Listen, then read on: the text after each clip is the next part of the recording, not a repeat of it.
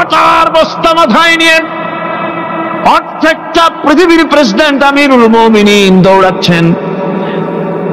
রুমের ভিতরে তাঁবুর ভিতরে ঢুকে বস্তা খুলে দিয়ে আটা বের করে দিলেন, রান্না করো। তরকারি নিজে কুটে সাহায্য করলেন, রান্না বান্না হয়ে গেল। এবার হযরত ওমর বাচ্চা দুইটাকে দুই উরুর উপরে নিয়ে রুটি ছিঁড়ে তরকারি মাখায় খাওয়াতে লাগলেন, আর বললেন, মা তুমি খাও। মহিলা খাচ্ছে। হঠাৎ করে মহিলার চোখ পড়েছে এই পথিকের দিকে, এই আগন্তুকের দিকে। তাকায় দেখে লোকটির চোখের পানি দাঁড়িয়ে ভিজে ভিজে পড়ছে। মহিলা বলতেছে, ও পথিক, তুমি কে? তোমার তবে চিনিরা, তবে আমার মন বলে, তোমার ব্যবহার দেখে আমার মন বলে এই মদিনার সরকার আমিরুল মুমিনিন খলিফাতুল মুসলিমিন ওমর না হইয়া তোমার মতো মানুষ হলে বোধহয় ভালো হতো।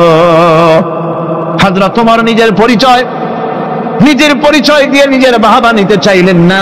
তিনি বললেন, মা তুমি আগামীকাল খলিফার দরবারে যাবে, সেখানে আমাকে তুমি দেখতে পাবে।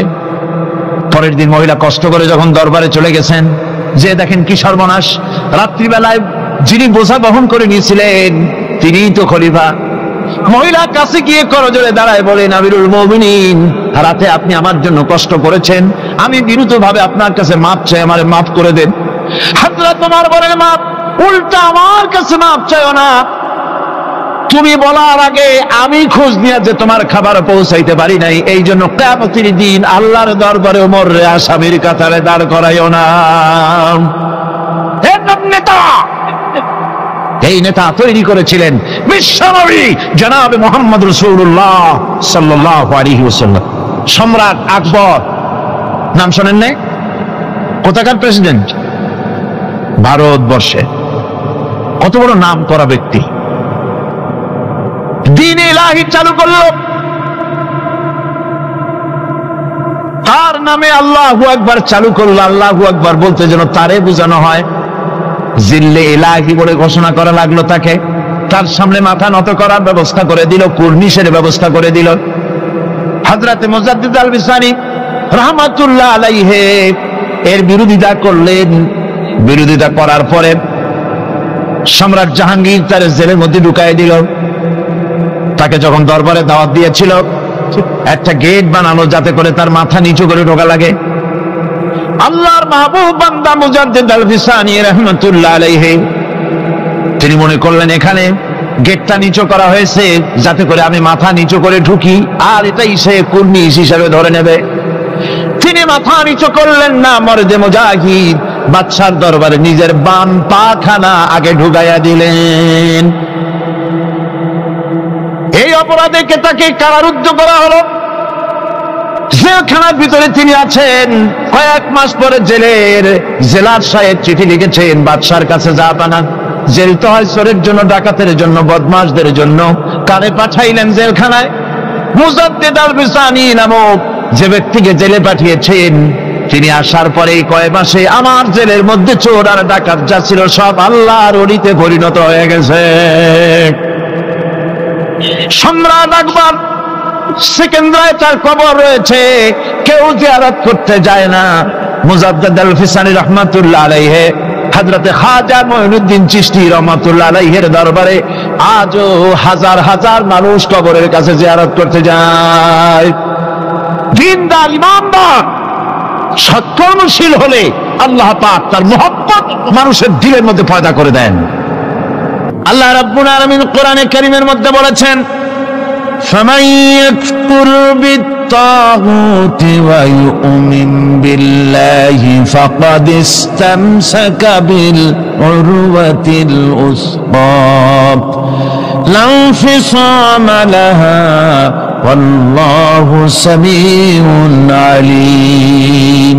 فمن يكفر بالطاغوت ويؤمن بالله, যারা নাকি তাগুতকে অস্বীকার করেছে এবং আমি আল্লাহর প্রতি যারা ঈমান এনেছে, তারা এমন এক মজবুত, এমন এক অবলম্বন ধারণ করেছে যা কখনো ছিঁড়ে যাবার নয়, যা কখনো তাদেরকে ধ্বংস করবে না, বিচ্ছিন্ন করবে না। আর আল্লাহ হচ্ছেন মুমিনদের পৃষ্ঠপোষক। যারা ঈমান আনে তাদের পৃষ্ঠপোষক হচ্ছেন আল্লাহ পাক, তাদের সাহায্যকারী হচ্ছেন আল্লাহ পাক। তাদেরকে আল্লাহ পাক অন্ধকার থেকে আলোর দিকে নিয়ে আসেন।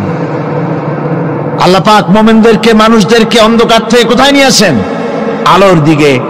আর যারা নাকি কাফের, তাদের বন্ধু হচ্ছে তাগুত, তাদের সাহায্যকারী তাগুত। তাদেরকে এই তাগুতি শক্তি আলো থেকে অন্ধকারের দিকে নিয়ে যায়। হযরত আদম আলাইহিস সালাম কোন আর্গুমেন্টের কাছে গেলেন না, কেঁদে কেঁদে অস্থির হয়ে যাচ্ছেন। আল্লাহ রাব্বুল আলামিন যখন প্রশ্ন করবেন, আদম রে আমার হুকুম ভাঙলি কেন, অমান্য করলি কেন, কি জবাব দেব? আর ঠিক সেই মুহূর্তেই রব্বুল আলামিন প্রশ্ন করলেন, আদম রে আমার হুকুম অমান্য করলে কেন? হযরতে আদম আলাইহিস সালাম কোন বুদ্ধির আশ্রয় না নিয়া তার জ্ঞান তাকে বলে দিল। আল্লাহ তাকে কালেমা শিখাই দিলেন। উদ্বুদ্ধ হয়ে তিনি আল্লাহ রাব্বুল আলামিনের সামনে মাথা নত করে দিয়ে বললেন, রব্বানা যালামনা আনফুসানা ওয়া ইল্লাম তাগফির লানা ওয়া তারহামনা লানাকুনান্না মিনাল খাসিরিন। রব্বানা যালামনা, হে আল্লাহ আমি আমার নফসের পরে, যালামনা আনফুসানা আমি আমার নফসের পরে জুলম করেছি, অত্যাচার করেছি। ওয়া ইল্লাম তাগফির লানা, তুমি যদি আমাকে ক্ষমা না করো। জ্ঞান কত দেখেন, শুধু ক্ষমা চান নাই, বলেছেন তুমি যদি আমাকে ক্ষমা না করো, ওয়া তারহামনা আর যদি দয়া না করো, লানাকুনান্না মিনাল খাসিরিন আমি ক্ষতিগ্রস্ত হয়ে যাব। কতটা জ্ঞানের অধিকারী তিনি! তিনি এটা বললেন না যে শুধু মাফ করে দাও, শুধু মাফ করলে হবে না, মাফও করা লাগবে, আর আগে যেমন দয়া করতে আসলেও করতে আসলেও করা লাগবে। সুবহানাল্লাহ। আল্লাহ পাক রাজি হয়ে গেলেন। রাজি হন নাই? আল্লাহ রাব্বুল আলামিন হযরত আদম আলাইহিস সালামকে শুধু ক্ষমা করলেন না, ক্ষমাও করলেন, আর নবীর মর্যাদা দিয়ে আল্লাহ রাব্বুল আলামিন দুনিয়া পাঠাইয়া দিলেন। সুতরাং বুদ্ধি দিয়ে কাফেররা বুদ্ধির আশ্রয় গ্রহণ করে সর্বনাশ করেছে, যে পরকাল হইতে পারে না, মরে যাব আবার উঠবো, আবার এই শরীর কেমনে তৈরি হবে, এইটা তাদের বুদ্ধিতে কুলায় নাই। কিন্তু বুদ্ধি দিয়া চিন্তা করলে বোঝা যাইতো যে হ্যাঁ পরকাল একটা হইতে পারে। আর একটা কথা বলি, সেটা হলো এই, বহুত মানুষ আছে পরকাল বিশ্বাস করে না। আছে না এমন? আছে। এখন আমরা বিশ্বাস করি পরকাল, আমরা কারা কারা বিশ্বাস করি হাত উঁচু করে দেখান তো। আলহামদুলিল্লাহ বলি, বলেন আলহামদুলিল্লাহ। এখন যারা বিশ্বাস করে না তাদেরকে জানাতে চাই, আমরা যারা পরকালে বিশ্বাস করি, তাহলে পরকাল যদি না হয়, কিয়ামত যদি না হয়, বিচার আচার যদি কিছু না হয়, আমরাও বেঁচে গেলাম, আপনারাও বেঁচে গেলেন। কিন্তু সত্য সত্যই যদি পরকাল একটা হয়, বিচার যদি হয়, আমরা বেঁচে যাব, ফেসে যাবা তোমরা। প্রিয় ভাই সব, আল্লাহ রাব্বুল আলামিন সুন্দর করে বুঝাচ্ছেন, দেখো পরকাল কেন হবে, এটা বুদ্ধি দিয়ে চিন্তা করো, জ্ঞান দিয়ে চিন্তা করো। সারা বছর ব্যবসা করার পর হিসাব নিকাশের একটা দিন আসে, আসে না? বলেন আসে কিনা? হিসাব নিকাশের একটা দিন আসে সারা বছর ব্যবসা করার পর, সারা বছর লেখাপড়া করার পর, তারপরে কি বলে পরীক্ষা দেওয়ার একটা দিন আসে, আসে না? তো সারা জীবন আপনি এখানে কাজ বাজ করবেন, এখানে আপনি ভালো করলেন মন্দ করলেন, এর কোনো জবাব হবে না, বিচার হবে না। এটা পাগলে চিন্তা করতে পারে, আর পাগলেরা চিন্তা করে বলেই তারা বলে, পাগলেরই এটা কথা, মাটির পুতুল যেমনে নাচায় তেমনে নাচি, পুতুলের কি দোষ? মরিয়া দেখেন, এই গান যারা বিশ্বাস করে, মরিয়া দেখেন অবস্থাটা কি হয়। ফেরেশতারা আসা ধোপায় যেমন কাপড় আশ্রায়, ওই রকম ঠ্যাং ধরিয়া কবরের মধ্যে আশ্রাবে, আর বলবে যেমনে আশ্রায় তেমনে আশ্রাই, ফেরেশতার কি দোষ? কাজে এই পৃথিবী শেষ কথা নয়, মৃত্যু অবধারিত, মরা লাগবে না। এবার দেখেন আল্লাহ কি বলেন, আল্লাযী খালাকাল মাউতা ওয়াল হায়াতা লিয়াবলুয়াকুম আইয়ুকুম আহসানু আমালা।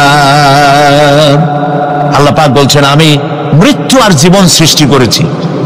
কেন করেছি?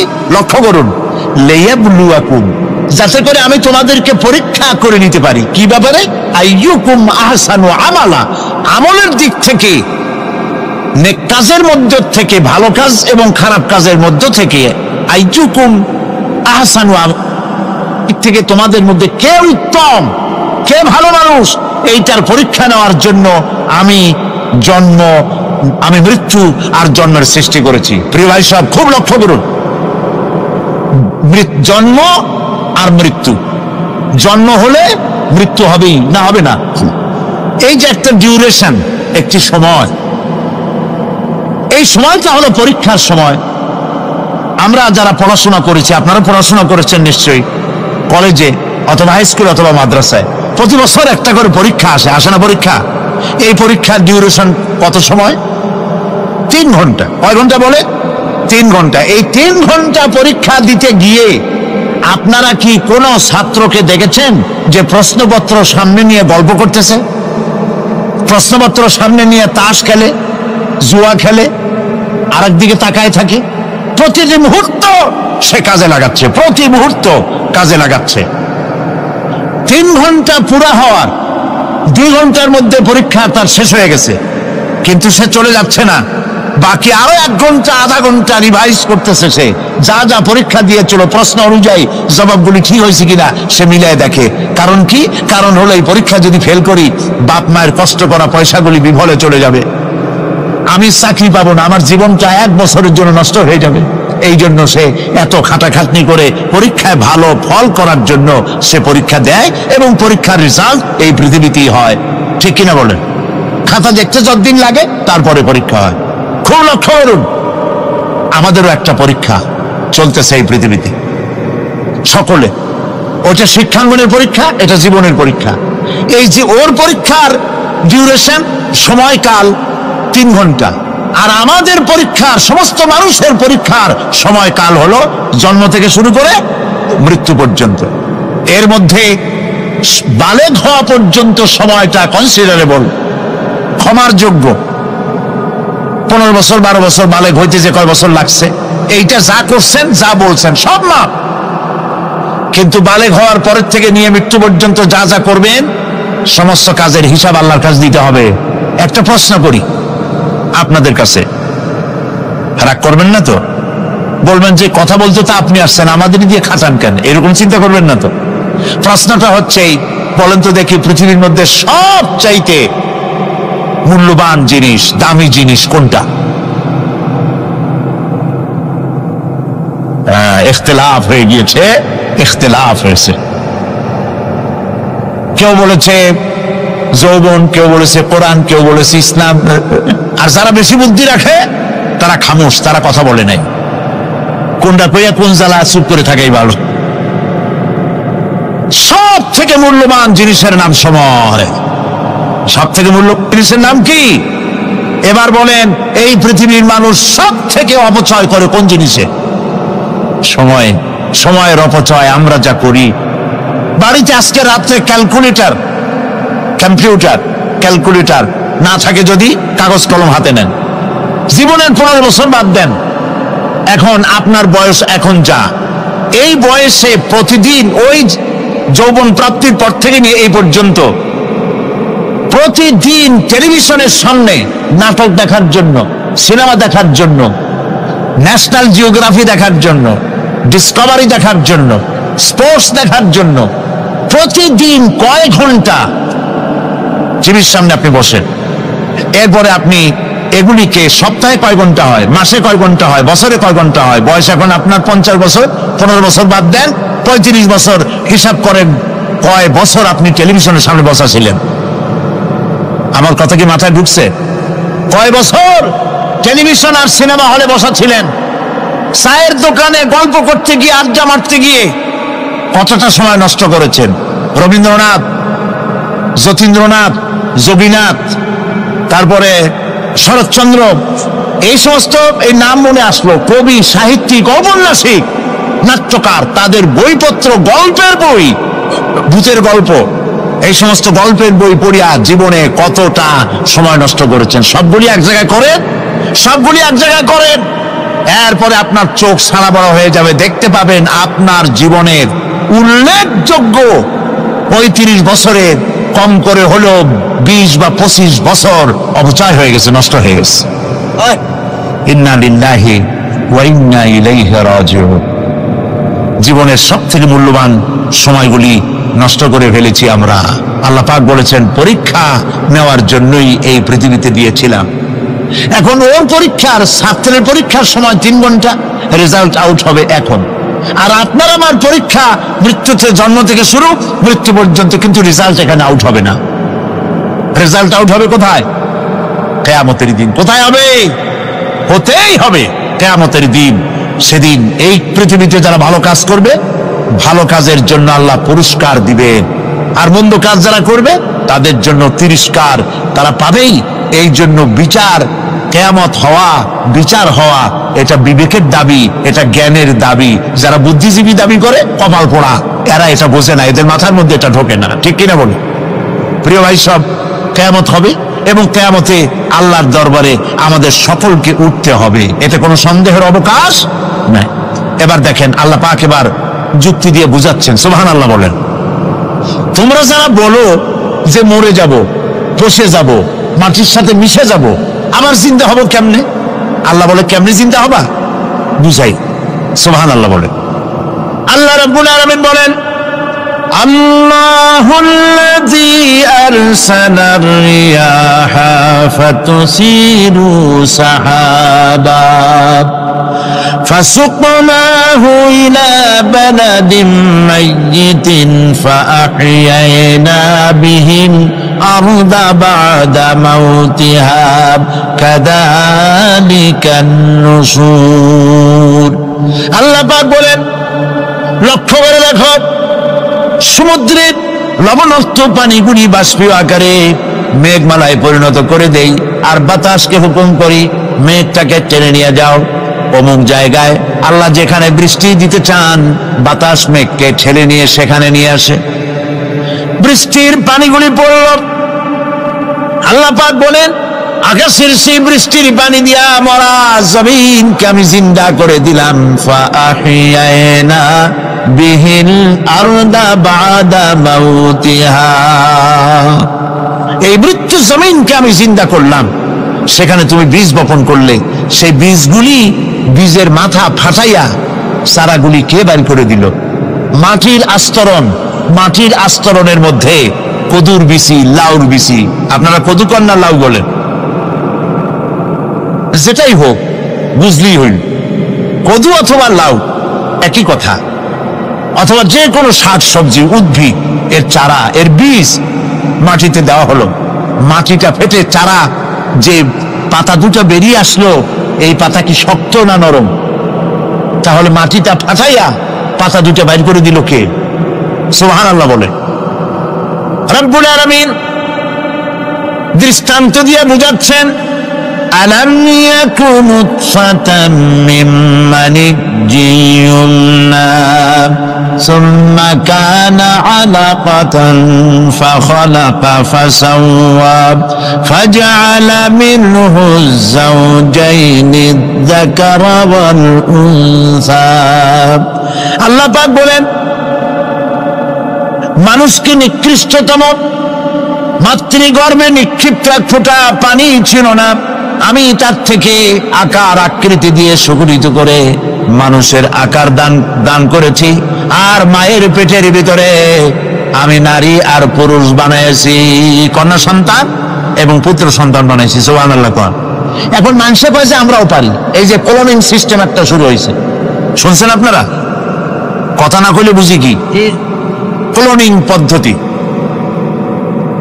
এটি ক্লোনিং পদ্ধতি, বিজ্ঞানীরা যারাই কাজটা করতেছে, তারা বিশ্ব সভ্যতাকে বিনষ্ট করার একটি মারাত্মক কাজে তারা হাত দিয়েছে। ক্লোনিং পদ্ধতিতে যে যা কিছু তৈরি হয়, এর আগে ভেড়ার বাচ্চা হয়েছে, ছাগলের বাচ্চা বানাইছে, সেগুলি তার মায়ের মতোই হয়েছে অথবা পিতার মতো হয়েছে। পিতার ডিএনএ নিয়ে একটা পুরুষ জাতীয় জন্তুর ডিএনএ অথবা স্ত্রী জাতীয় একটি জন্তুর ডিএনএ নিয়ে তারপরে বিশেষ প্রক্রিয়ার মাধ্যমে সন্তান, এই বাচ্চা উৎপাদনের ব্যবস্থা তারা শুরু করেছে পশু দিয়ে। এরপরে মানুষ এভাবে করা যায় কিনা সেই চিন্তা তারা করেছে। ইতিমধ্যে নাকি দুটো বাচ্চা হয়েছে, এটা সত্য না মিথ্যা এখনো যাচাই করা যায় নাই, কিন্তু পশুর থেকে যেগুলো হয়েছে সবগুলি রোগ নিয়ে আসছে পৃথিবীতে, গেল 1 নম্বর কথা। 2 নম্বরে ডিএনএ এর মাধ্যমে যে মানব শিশু পয়দা হয় তার সবগুলি তার মায়ের অনুকরণে হয়, একেবারে অবিকল মায়ের চেহারা নিয়ে আসতেছে, অবিকল পিতার চেহারা নিয়ে আসতেছে। চিন্তা করুন, এই মেয়ে যখন বয়সপ্রাপ্তা হবে তখন তার পিতা কি করে বুঝবে তার বউ কোনটা আর মেয়ে কোনটা? উচিত হবে পৃথিবীর সমস্ত নেতৃবৃন্দ, বিশ্ব নেতৃবৃন্দের ঐক্যবদ্ধ হয়ে এই দুঃসাহসিক কাজকে বাধা দিয়ে বন্ধ করে দেওয়া উচিত। আল্লাহর সৃষ্টির সাথে পাল্লা দিতে গেলে ধ্বংস ছাড়া পথ থাকবে না। লক্ষ্য করেছেন, আপনি সাক্ষী দিলে আজ এক সাক্ষী দিবেন, কালকে বলবেন যে ওই সাক্ষী আমি দেইনি। আজকে সই করেছেন, কালকে বলবেন ওই সই আমি করি নাই। কিন্তু আল্লাহ রাব্বুল আলামিন আপনার ফিঙ্গারপ্রিন্ট, আপনার আঙ্গুলের ছাপ এমন করে দিয়েছেন, এই আঙ্গুল দিয়ে যদি কাগজের উপর একটা টিপ মারেন, টিপ সই করেন, আপনার বাবা কবর থেকে উঠে এসেও বলতে পারবে না যেটা আপনার না। আদম আলাইহিস সালাম থেকে নিয়ে আজ পর্যন্ত, আজ থেকে নিয়ে কিয়ামত পর্যন্ত যত মানুষ পৃথিবীতে এসেছে আর আসবে, কোন মানুষের আঙ্গুলের রেখার সঙ্গে আর একজন আঙ্গুলের রেখার মিল হবে না। এ হচ্ছে আমার আল্লাহর সৃষ্টি, সুবহানাল্লাহ। সুতরাং তিনি বলছেন, আমি মাতৃগর্ভের ভিতরে সন্তান তৈরি করি, সেই সন্তানকে কোনটা কন্যা সন্তান, কোনটা পুত্র সন্তান আমি বানাই। এই কাজটা যিনি পারেন, এবার দেখেন সামনে কি বলতেছেন আল্লাহ, এই কাজটি যিনি করতেছেন, আলাইসা যালিকা বিকাদিরিন আলা আইয়ুহিয়াল মাউতা, এত বড় কাজ যিনি সম্পাদন করেছেন, এক ফোঁটা নাপাক পানি, এক ফোঁটা নিকৃষ্ট গান্দা পানি যা শরীর থেকে নির্গত হলে বড় গোসল ভরত হয়ে যায়, এমন এক ফোঁটা পানি দিয়ে তোমার জন্মের উৎপত্তি করেছি, আকার দিলাম, হাত দিলাম, পাও দিলাম, চোখ দিলাম, সুন্দর করে বানালাম, তারপরে পৃথিবীতে পাঠালাম। এরপরে তুমি কি করে মনে করতে পারো যে সেই আল্লাহ তোমার মৃত্যুর পরে আবার চিন্তা করতে পারবে না? আলাইসা যালিক, আল্লাহ পাক কি তোমাকে মৃত্যুর পরে, আলাইসা যালিকা বিকাদিরিন, আল্লাহ পাকের পক্ষে এটা কি সম্ভব নয় যে তোমার মৃত্যুর পরে আল্লাহ আবার চিন্তা করবেন? বলেন অবশ্যই পারবেন, বলেন অবশ্যই পারবেন। প্রিয় ভাই সব, আল্লাহ পাক এর পরে বলছেন, ইয়া আইয়ুহান নাসু ইন কুনতুম ফি রাইবিম মিনাল বা'সি ফাইন্না খালাকনাকুম মিন তুরাব, হে মানব সকল, যদি সন্দেহ হয় যে আমি তোমাদের পরকাল সম্পর্কে, যদি পুনরুত্থান সম্পর্কে যদি তোমাদের সন্দেহ হয়, জানা থাকা উচিত আমি তোমাদেরকে মাটি দিয়ে সৃষ্টি করেছি, মাটির উপকরণ দিয়ে সৃষ্টি করেছি। এই মাটির সাথে মিশে যাবা, আবার উঠানো হবে। মাটিতে কবরের মধ্যে মুর্দা রাখার সময় কি বলি আমরা? মিনহা খালাকনাকুম ওয়া ফিহা নুঈদুকুম, পড়েন সবাই, মিনহা خلقناكم وفيها نعيدكم ومنها نخرجكم تارة أخرى। মাতৃগর্ভের ভিতরে মানুষকে আল্লাহ রাব্বুল আলামিন হাত পাও চক্ষু কর্ণ নাসিকা দিয়ে সুন্দর করে মায়ের পেটের ভিতরে বানায়া এই পৃথিবীতে আল্লাহ পাক পাঠায় দেন। আর আল্লাহ পাক বলেন, সুম্মা নুখরিজুকুম তিফলা, বাচ্চার আকারে মায়ের পেট থেকে বের করে দিলাম। যে আল্লাহ রাব্বুল আলামিন এইভাবে করে তোমাদেরকে সৃষ্টি করেন। যালিকা বিআন্নাল্লাহা হুয়াল হক, জেনে রাখো এসব কিছু এই জন্যই ঘটে যেহেতু আল্লাহ রাব্বুল আলামিন, আল্লাহ তাআলা মহাসত্য, তিনি যা বলেন তাও সত্য, তার কথার মধ্যে কোনো রকমের বৈপরীত্য নাই।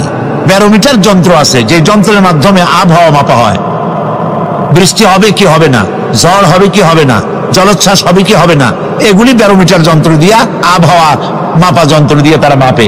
কিন্তু আপনারা কি কখনো শুনেছেন যে রেডিও টেলিভিশনে বলা হয়েছে সন্দ্বীপ, কুতুবদিয়া, হাতিয়া, সেন্ট মার্টিন এবং বাঁশখালী, আর কি কোন দু একটার নাম, কক্সবাজার, পতেঙ্গা ইত্যাদির উপর দিয়ে 280 মাইল স্পিডে ঝোড়ো হাওয়া প্রবাহিত হবে। আগামীকাল 30 ফিট উঁচু হয়ে জলোচ্ছ্বাস হবে, এরকম কথা বলে কেউ? কি বলে? হইতে পারে, হইতে পারে, বজ্র সহ বৃষ্টিপাত হতে পারে। এবার কোরআন শরীফ দেখুন তো, কোরআন শরীফে কোথাও আছে পরকাল হইলেও হইতে পারে, কবর আযাব এটাও হয়তো হইতে পারে, জান্নাত আর জাহান্নাম থাকতেও পারে, এরকম কথা আছে? সব কথা ডাইরেক্ট, কোন কথার ভিতরে কোন রকমের বৈপরীত্য নাই। আল্লাহ রাব্বুল আলামিন বলেছেন ইযাস সামাউ ফাতারাত, আকাশসমূহ যখন বিদীর্ণ হয়ে যাবে, ওয়া ইযাল কাওয়াকিবু তাসারাত, আর যখন তারকাসমূহ বিক্ষিপ্ত হয়ে পড়বে, ওয়া ইযাল কুবুরু বুসিরাত, আর যখন কবরের ভিতরে যা কিছু আছে সব উদ্গীরণ করে দেওয়া হবে। সমস্ত কথাগুলি ডাইরেক্ট। যালিকা বিআন্নাল্লাহা হুয়াল হক, যেহেতু আল্লাহ মহাসত্য। ওয়া মান আসদাকু মিনাল্লাহি কিলা, আর আল্লাহর চাইতে সত্যবাদী আর কে আছে? বলেন আছে কেউ? সে আল্লাহ রাব্বুল আলামিন বলেন, এত কিছু কাজ, এত সুন্দর ব্যবস্থাপনা করে যিনি করেন, ওয়া আন্নাহু ইউহিল মাউতা ওয়া আন্নাহু আলা কুল্লি শাইইন কাদির, সে আল্লাহ রাব্বুল আলামিন তোমাদেরকে তোমাদের মৃত্যুর পরে আবার জিন্দা করবেন, এতে সন্দেহ করার কোনো কারণ নাই। وأن الساعة آتية لا ريب فيها وأن الله يبعث من في القبور, আল্লাহ পাক বলছেন অবশ্যই কিয়ামত আসবে, তাকে কেউ বিন্দুমাত্র এতে কোনো সন্দেহ নাই। আর وأن الله يبعث من في القبور, আর আল্লাহ পাক অবশ্যই কবরে যা কিছু আছে সব বের করে নিয়ে আসবেন। কান্নাহুম জারাদুম মুনতাশির, যেমন আপনারা দেখছেন কিনা এই যে যখন বন্যা বলে, পানি টানি যখন ওঠে, বন্যা নাকি বলে, তুফান, বন্যা ইত্যাদি যখন হওয়ার সম্ভাবনা হয়, তখন মাটি থেকে, গ্রাম্য পরিবেশে দেখা যায় মাটি থেকে পোকামাকড় গুলি এভাবে উঠতে থাকে। দেখছেন না? আপনারা দেখছেন কিনা? পাখাওয়ালা পিঁপড়াগুলি এইভাবে সব উঠতে থাকে। কান্নাহুম জারাদুম মুনতাশির, এইভাবে করে পোকামাকড় পতঙ্গগুলি যেভাবে মাটি থেকে উদ্গত হতে থাকে, সমস্ত খবরগুলি থেকে মানুষগুলি এভাবে উদ্গত হয়ে যাবে। তবে হ্যাঁ, আপনারা একটা প্রশ্ন করতে পারেন যে কবর দিয়ে সব উঠবে, কিন্তু যে মানুষের বাগে খাইছে তার কি হবে? যে মানুষের আগুনে পুড়ে গেছে তার কি হবে? যে নদীর মধ্যে ডুবে গেছে তার কি হবে? যে কুমিরের পেটে চলে গেছে তার কি হবে? এরকম একটা প্রশ্ন আপনারা করতে পারেন। কবর কাকে বলে সেটা আমাদের জানতে হবে। কবর শুধু মাটির গর্তটাকেই কবর বলা হয় না, এটি আলমে বারজাখ, এটি পর্দা, এটা জবনিকা। মৃত্যুর পরের জীবনটাই হলো আলমে আখিরাত পর্যন্ত যাইতে যে জীবনটা লাগে, যে একটি সময় আছে, এই সময়টার নামটাই হলো কবর। সেটা গর্তের মধ্যে হইতে পারে, মাটির মধ্যে, সেটা বাঘের পেটে হতে পারে, সেটা কুমিরের পেটে হতে পারে, সেটা পানিতে পচে যেতে পারে, এটা কোনো বিষয় না। আল্লাহ পাক উঠাতে চাইবেন এবং সমস্ত কিছুকে কিয়ামতের দিন আল্লাহ রাব্বুল আলামিন তার দরবারে হাজির করবে। তাহলে আমরা বুঝতে পারলাম যে কিয়ামত যে হবে এই ব্যাপারে কোনো সন্দেহের অবকাশ না। এখন ওই কিয়ামতের দিন আল্লাহ রাব্বুল আলামিন আমাদের বিচার নেবেন, হিসাব করবেন। দুনিয়ায় যে পরীক্ষা দিয়েছিলাম, এই পরীক্ষায় যদি কেউ একবার ফেল করে, আর একবার পরীক্ষা দিয়ে পাস করার সুযোগ আছে, আরো একবার যদি ফেল করে আবার পরীক্ষা দিয়ে পাস করার সুযোগ আছে। 10 বার পরীক্ষা দিবেন, 10 বার ফেল করবেন, 100 বার পরীক্ষা দিবেন, 100 বার ফেল করবেন, তারপরেও আবার পরীক্ষা দেওয়ার সুযোগ আছে। কিন্তু কিয়ামতের ময়দানে যদি কোনো মানুষ তার জীবনের পরীক্ষায় যদি ফেল করে, দ্বিতীয়বার পরীক্ষা দিয়া পাস করার আর কোনো সুযোগ নাই। এই পৃথিবীতে জজ কোর্টে কেউ হেরে গেল, হাইকোর্টে আপিল করার সুযোগ আছে। হাইকোর্টে যদি হেরে যায়, সুপ্রিম কোর্টে কেস করে জেতার সুযোগ আছে, আপিল করার সুযোগ আছে। সুপ্রিম কোর্টেও হেরে গেল, প্রেসিডেন্টের কাছে জীবন ভিক্ষা চাওয়া যাইতে পারে। কিন্তু কিয়ামতে আখিরাতে আদালতে ওই জায়গায় মানুষ যদি একবার তার জীবনের মামলায় হেরে যায়, দ্বিতীয়বার আপিল করার আর কোনো জায়গা নাই। কঠিন জায়গা, সেই জায়গা হবে এবং সেখানে সবাইকে উঠতেই হবে। সুতরাং এই যে প্রশ্ন করা হয় যে এই কিয়ামত কবে হবে, এটা বিশ্বাস করি না, হ্যান ত্যান ইত্যাদি, মরলে আবার জিন্দা করবে কে, এইসব প্রশ্নের কোনো দাম নাই।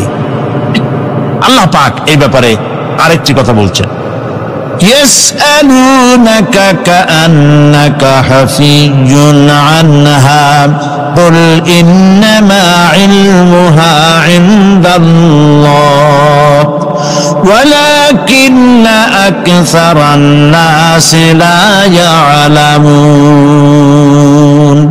হে নবী, এরা আপনার কাছে এই প্রশ্নটা করে এইভাবে যে কিয়ামত কবে আসবে, মনে হয় যেন আপনি এটা জানেন।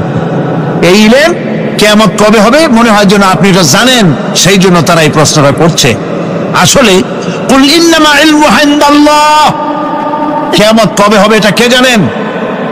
ওয়ালাকিন্না আকসারান নাস লা ইয়ালামুন, অবশ্যই অধিকাংশ মানুষের এইটা জানে না। কিয়ামত কবে হবে এটা একমাত্র আল্লাহ পাক জানেন। পরকালের জীবন যে হবে এতে কোনো সন্দেহ নাই, সেই ব্যাপারে আল্লাহ পাক বলছেন, আআনতুম আশাদ্দু খালকান আমিস সামাউ বানাহা। তোমরা যে পুনরুত্থান সম্পর্কে অস্বীকার করো, এবার চিন্তা করো, তোমারে বানানো কঠিন না ওই মহা আকাশটা বানানো কঠিন? কোনটা কঠিন বলেন না আপনারা, কোনটা কঠিন? আপনারা একটু তাকায় দেখেন তো, এই যে বিশাল প্যান্ডেল, এই প্যান্ডেলে খুঁটি আছে না নাই? আছে কিনা? কতগুলো খুঁটি গুনতে আপনার আধা ঘন্টা খানে সময় লাগবে, ঠিক না?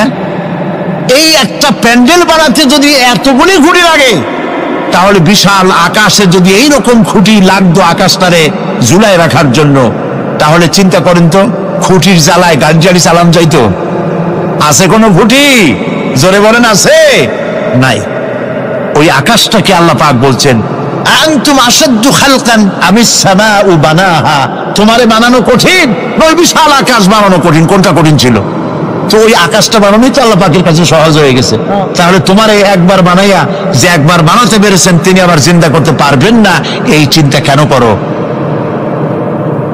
আল্লাহ রাব্বুল আলামিন কোরআনে কারীমের ভিতরে পরিষ্কার করে বলেছেন, ওরা বলে, কাফের বেঈমানেরা বলে, ক্বালা মান ইউহয়িল ইযামা ওয়া হিয়া রামীম। আমাদের হাড় গোড় যখন পচে যাবে, গলে যাবে, কে আমাদের জিন্দা করবে? জবাবে আল্লাহ পাক বলেন, হে নবী আপনি বলুন, কুল ইউহয়িয়াল্লাযী আনশাহা আউওয়ালা মাররা।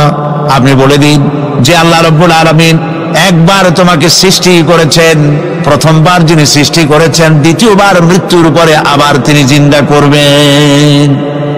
কেন বিশ্বাস করেন?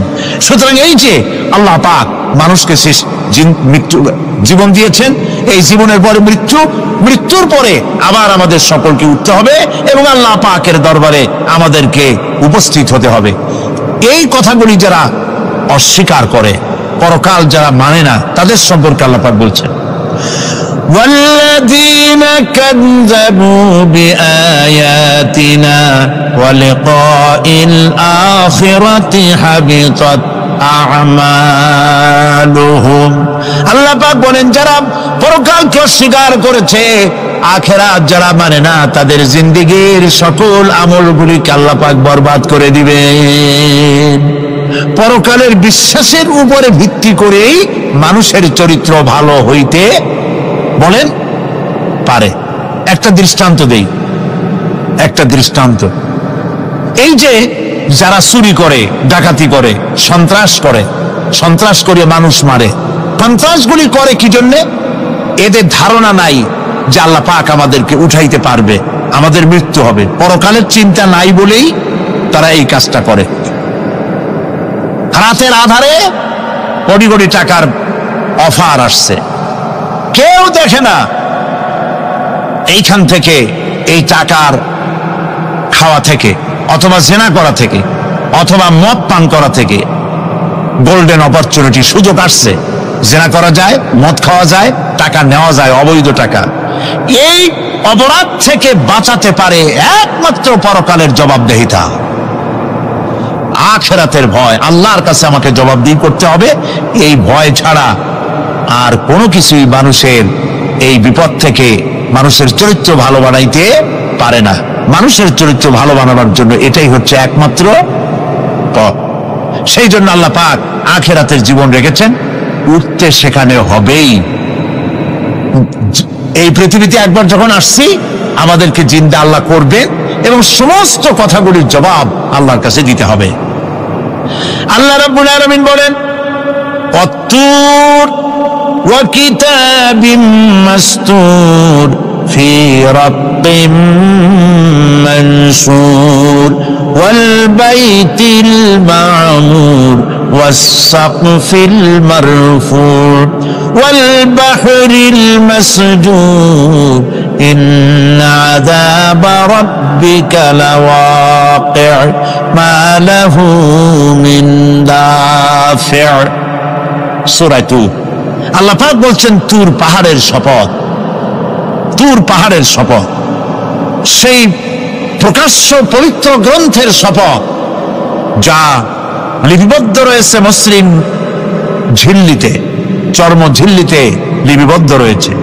আরো শপথ বাইতুল মামুরের, আরো শপথ সুউচ্চ আকাশে, আরো শপথ উচ্ছ্বাসিত তরঙ্গায়িত সমুদ্রে।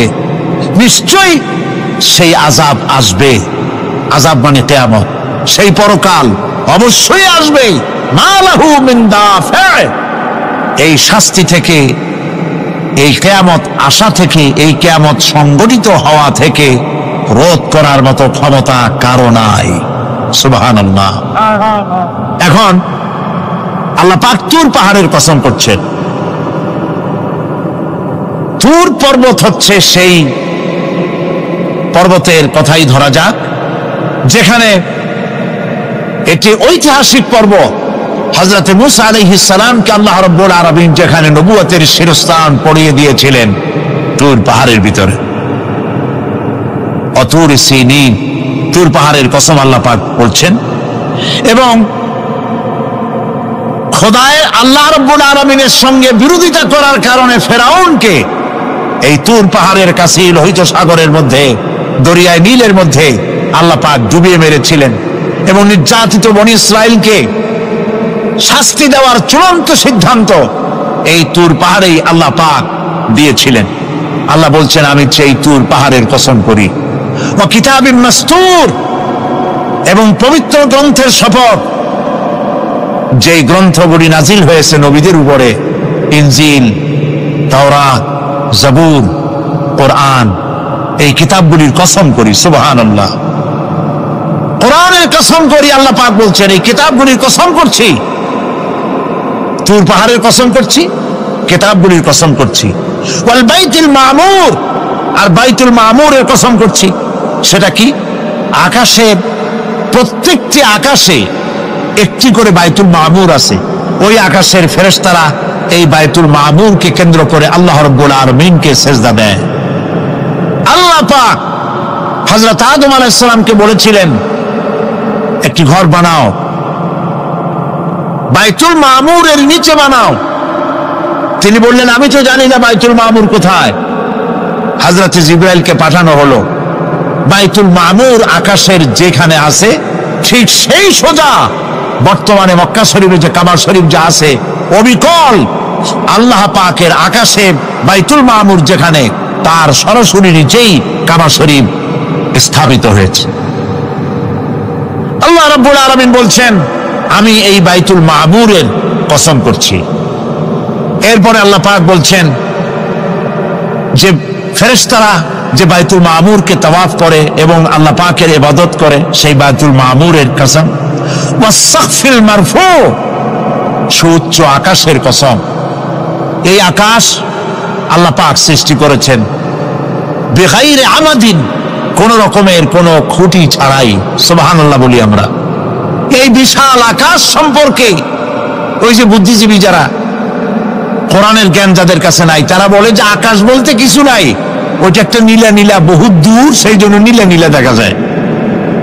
এই পৃথিবী সম্পর্কেও তাদের ধারণা এই পৃথিবীও কিছু না, এটা হলো ওই যে কি বলে, সূর্যের কাছের থেকে একটা উজ্জ্বল জ্যোতিষ্ক খুব ফোর্সে যাচ্ছিল, এই ফোর্স সহ্য করতে না পেরে সূর্যের একটি অংশ মহাশূন্যের উপরে ছিটকে পড়ল, ঘুরতে ঘুরতে পৃথিবীর আকার ধারণ করেছে। এই হলো ওদের ধারণা। অ্যাক্সিডেন্টের মাধ্যমে নাকি এই পৃথিবী হয়েছে। মূল কথা হলো এইভাবে করে যদি কোন একটা গ্রহ উজ্জ্বল জ্যোতিষ্ক যাওয়ার কারণে পৃথিবী হয়ে থাকে, তাহলে এখন তো পৃথিবীতে মানুষ ধরতেছে না, মানুষ তো অনেক বেশি বেড়ে গেছে, তাহলে আর একটা জ্যোতিষ্ক দয়া করে সূর্যের পাশ দিয়া যাইয়া আর একটা খণ্ড ফালাই দিয়া আর একটা পৃথিবী বানায় না কেন? প্রিয় ভাই সব, আল্লাহ পাক বলছেন ওয়াস-সাকফিল মারফু, আমি এই বিশাল আকাশের কসম করি। সুবহানাল্লাহ। এরপরে ওয়াল বাহরিল মাসজুর, পৃথিবীতে প্রবাহিত উচ্ছ্বসিত তরঙ্গায়িত সমুদ্র রাজির কসম করি। সুবহানাল্লাহ। আচ্ছা বলেন তো, এই পৃথিবী এর নিচে কি? এই পৃথিবীর নিচে কি? এই পৃথিবী মহাশূন্যের উপরে ঘুরছে। লক্ষ্য করেন আল্লাহর কত বড় শক্তি। আটলান্টিক মহাসাগর কোথায়? বলতে পারলেন না? এই পৃথিবীতে। আটলান্টিক মহাসাগর কোথায়? এই পৃথিবীতে। আটলান্টিক মহাসাগর, প্রশান্ত মহাসাগর, ভূমধ্য সাগর, যত সাগর আর মহাসাগর সব এই পৃথিবীতে। এই পৃথিবী অসংখ্য পাহাড়, অসংখ্য সমুদ্র আর অসংখ্য মানবরাজি নিয়ে লাটিমের মতো ঘুরতেছে। সুবহানাল্লাহ। মহাশূন্যের উপরে, মহাশূন্যের উপরে লাটিম যেমন ঘোরে, পৃথিবী তেমন ঘোরে, অথচ মানুষগুলো ছিটকে পড়ে যায় না, পানিগুলি উড়ে কোথাও পড়ে যায় না। সুবহানাল্লাহ বলতে ইচ্ছে করে না। আল্লাহ রাব্বুল আলামিন সূরা ইয়াসিনের মধ্যে বলেছেন লাশ-শামসু ইয়ানবাগি লাহা আন তুদরিকাল কমারা ওয়ালাল লাইলু সাবিকুন নাহার ওয়া কুল্লুন ফি ফালাকিন ইয়াসবাহুন।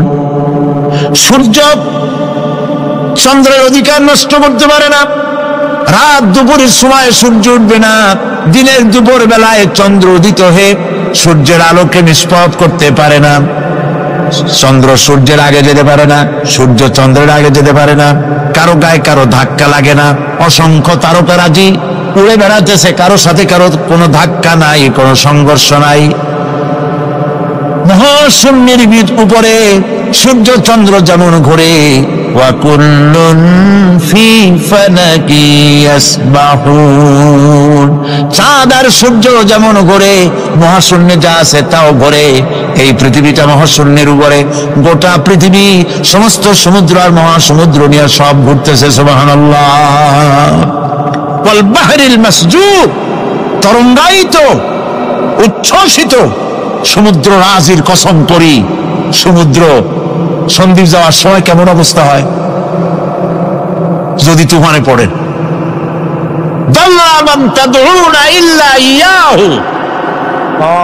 সকলের কথা মানুষ ভুলে যায়।